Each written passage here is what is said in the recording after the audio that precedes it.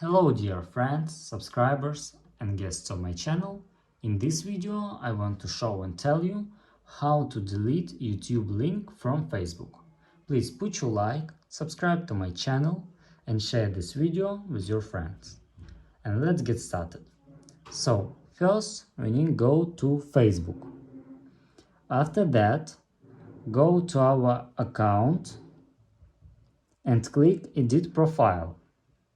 And after that we need to scroll down and click edit near links. And here you can click remove near YouTube. And that's all. Click save. If you enjoyed this video and found it helpful, please put your like, subscribe to my channel and share this video with your friends.